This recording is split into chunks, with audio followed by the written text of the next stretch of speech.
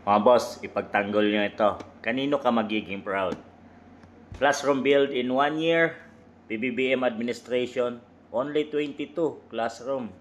Samantalang kay FPRRD, 23,359 classroom build in just 1 year. Diyos ko, paano nang kinabukasan ng mga kabataan kung ganito?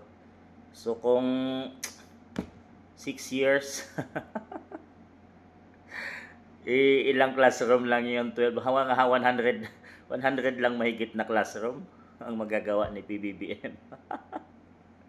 Samantalang in just 1 year, di nga makakatalo kay PRD kahit 359 lang yung yung i-compare kahit 6 years pa pala dito.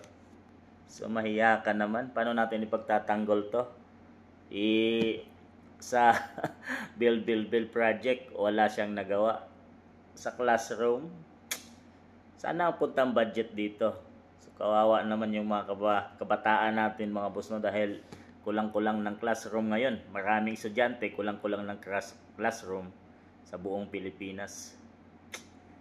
Kawawa ang mga Pilipino. Pagtanggol nyo to mga boss.